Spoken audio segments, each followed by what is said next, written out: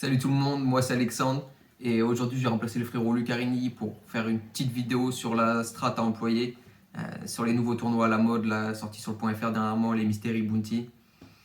Donc on va se croustiller tout ça, on va voir comment notre strat change et surtout comment calculer les fameux bounty.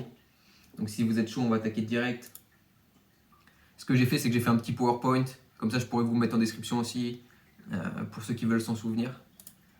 Donc, comme pour chaque tournoi, il va y avoir 3 phases, l'early game, autour de la bulle et le late game. Sauf que cette fois-ci, l'early game, on s'en fout, on va jouer pure type EV. Comme vous le savez, le moment où on peut attraper les bounties, c'est après la bulle. Et c'est là que tout va se condenser. C'est pour ça que sur les Mystery, le bubble factor, il va être moins important que sur un tournoi vanilla. Parce que sur les Mystery, on aura plus de V, grosso modo, à passer la bulle pour attraper les bounties qu'à faire mine cash, comme sur un gros field.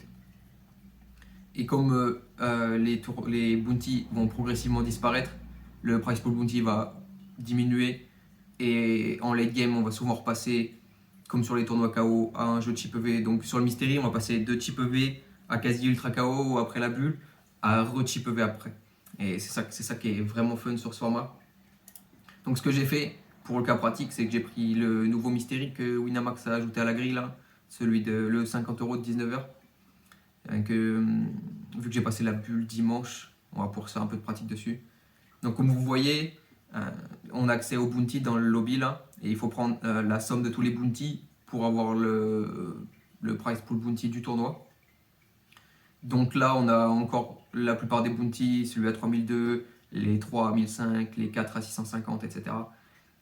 Et ce qui est chiant avec ce format, c'est qu'au fur et à mesure que les bounties disparaissent, il va falloir recalculer et refaire la moyenne.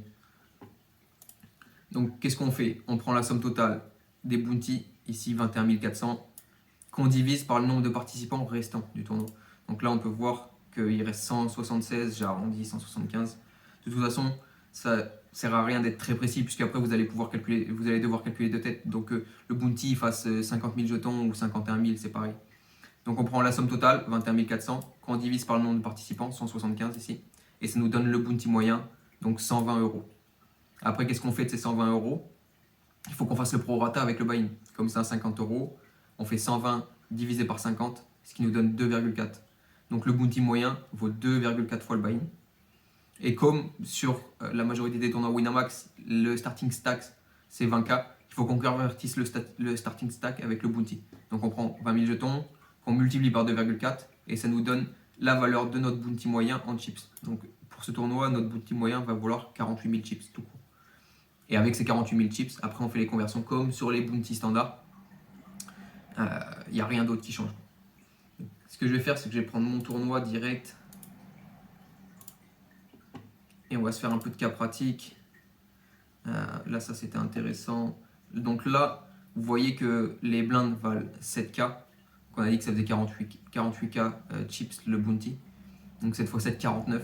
Grosso modo, les bounty des mecs dans les blindes valent leur stack. Donc on va devoir open plus loose, call plus loose, vous vous en doutez bien. Donc là, roi 5, on va open. Malheureusement, on se fait jam. Le bounty de tous les joueurs valent 7 blindes. Le nôtre également, donc comme il nous couvre, il doit jam plus wide. Ça va de soi, il a bien fait. Néanmoins, même si le mec nous couvre, comme les bounties sont importants dans les blindes, ça va pas nous empêcher d'élargir trop notre range d'open. Let's go, du coup on passe dans le dur. Donc on a dit son bounty il vaut 7K. Donc qu'est-ce qu'on fait pour calculer le bounty du joueur? Pour le convertir, on rajoute son bounty au pot. Donc 17 plus ses 7 blindes, ça nous fait 24. Et nous, on doit call 9 dans un pot qui va en faire 30. Donc 24 plus... dans un pot qui va en faire 33, pardon. Donc 9 plus 24, 33. Et on prend 9 qu'on divise par 33 qui nous donne l'equity. Je répète, on prend le bounty du mec, on le rajoute au pot, 16 plus 7, 24. Et nous, on aura 9 à rajouter dans 24, ce qui fera un total de 33.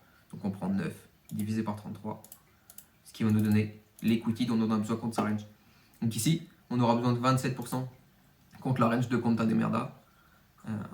C'est-à-dire qu'on va devoir call toute notre range d'open simplement.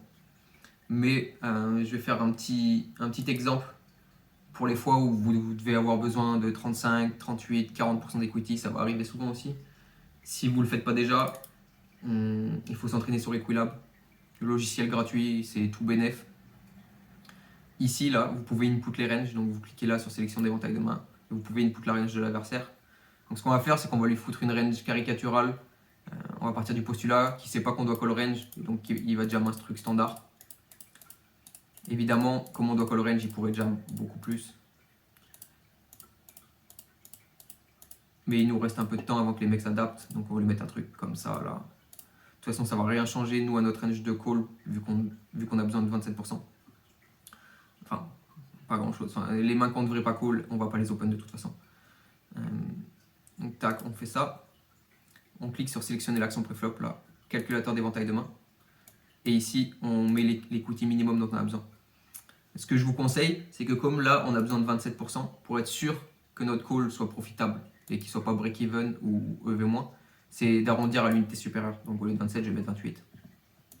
Tac, calculer l'éventail de main. Et là, vous avez la range de call contre sa range de jam. Ici. Voilà.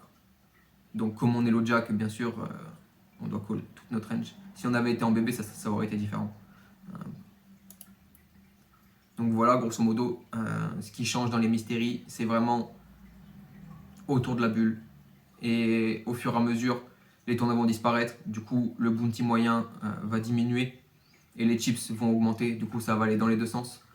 Et on va repasser à un jeu de chip EV. C'est juste un exercice qu'il faut que vous fassiez souvent le long du tournoi, toutes les 20-30 minutes. Il faut prendre le temps de recalculer le bounty moyen pour être sûr qu'il ne vaut plus rien. Voilà, j'espère que vous avez kiffé le format, que ça a été assez clair. Si vous avez des questions, n'hésitez pas. Auquel cas vous avez kiffé, n'hésitez pas à lâcher un petit pouce bleu pour Alexis et Nemo, ça leur fera plaisir. Et si vous voulez que moi je vous refasse une vidéo sur un format où qu'on pousse plus loin un peu les KO, la stratégie dans les KO de manière générale, qu'on fasse autre chose, du préflop, de l'ICM, whatever, ce que vous voulez, je me ferai un plaisir de refaire une vidéo aussi. Et voilà, je vous laisse sur ça. Crochez bien et à la prochaine, ciao.